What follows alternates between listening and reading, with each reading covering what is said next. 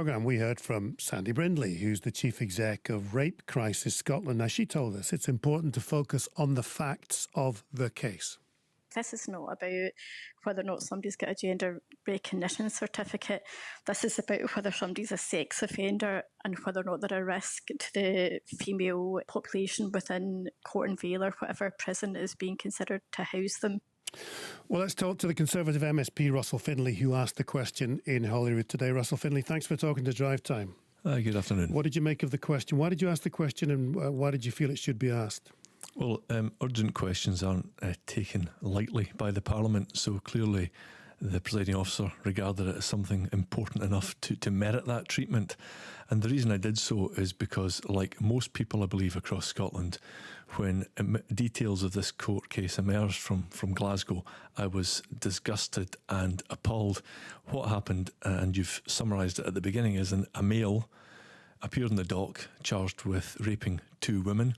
At some stage during the criminal proceedings, he decided... Trans woman, wasn't it? No, when he first appeared in the dock, he was male and gave no indication of being anything other than male. And at some stage during the proceedings, he decided that he wanted to identify as female. He went through the criminal trial presenting as female.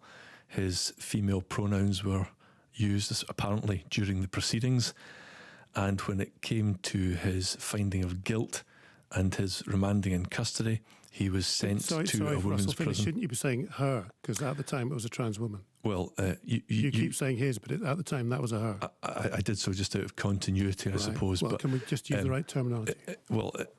The rapist, that's perhaps the easiest way of putting it. The rapist, upon conviction, was remanded to Cornton Vale Women's Prison, which of course houses a lot of extremely vulnerable female prisoners, many of whom have experienced violence at the hands of males. Where do you think then that she should be housed? Should a transgender woman be housed in a men's prison or a women's prison or what? I don't think a rapist should be allowed into a women's prison in Scotland. I think that is I'm surprised even that people regard that in any way as controversial or contentious. There's a duty of care towards the women in custody. They have no choice in the matter, it appears. Today, the Justice Secretary talked about everyone's rights being respected, but I would argue that the rights of these women surely trump the rights of a rapist who identifies as a female. So I'm just keen to find out for me and the audience where you think she should be housed, because we heard the Scottish Prison Service saying that isolation is bad for mental health. Where do you think this person should be? A men's prison, a male prison, there's danger to this person, the convicted person. Where should this person be housed?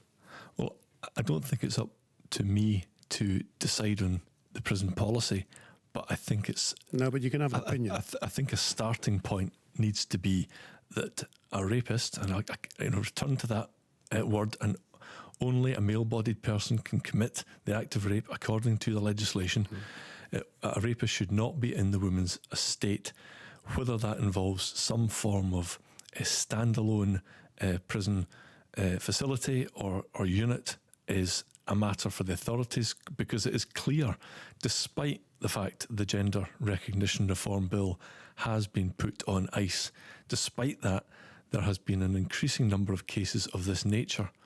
And while we cannot look inside the head of any individual, there is serious concern and suspicion that some of these individuals are not genuine and are seeking to identify as female for either how they perceive to be easier jail time or perhaps for predatory purposes to gain access to the women's estate.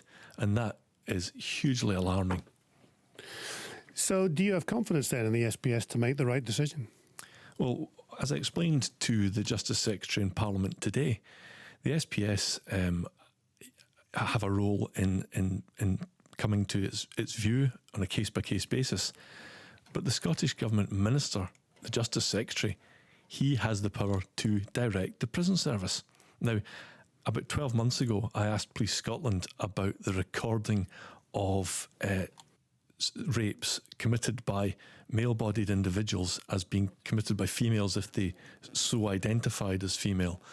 And the same sort of scenario played out, whereby the Justice Secretary said that this would be a matter for Police Scotland. Well, no, I disagree, strongly disagree. It's a matter of absolute common sense that the government of the day in Edinburgh should be quite firm on this.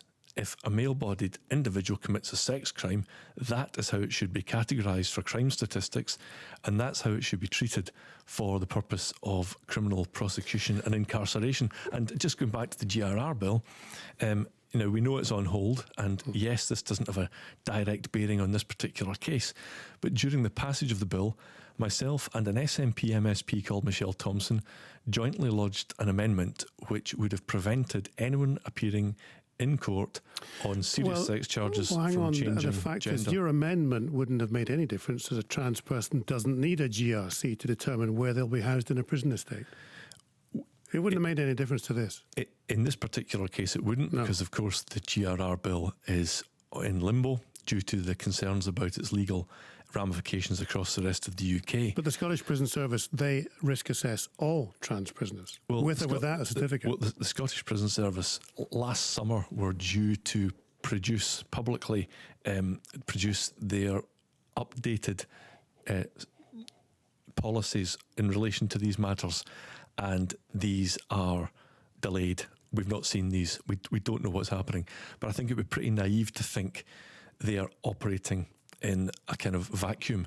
They are operating as a Scottish Government agency, and they're doing so against the backdrop of a government that believes in this ideology and believes in self-ID, and that is absolutely going to have an effect on the prison service, on the police, on the courts. Fundamentally, before you go, you don't believe this person is a genuine trans case, do you? You said enough times that you thought this person is just, if you like, playing the system. Is that right? That's what you said. No, I didn't actually say that, John, but what I do believe is that what we know for a fact, sorry, if you wish to call him, her, she, that is fine. But what I believe is this individual... Do you not want to call the person she? Well, I'm trying to answer your question, which is... You're not calling him the person by the name. On you go. This individual, this convicted double rapist, appeared in court not so long ago as a male. He had given no indication in his life up until that point of being anything other than male, and now... You don't think she's a she, do you? That's what you're saying. You're not even using the word. Well, I'm just talking you through the timeline, and if you look at it, look at the evidence, I and others are perfectly entitled, I think, to question this. Okay, thank you very much indeed. The Conservative MSP, Russell Findlay. You're listening to Drive Time. Your texts are welcome. And religious leaders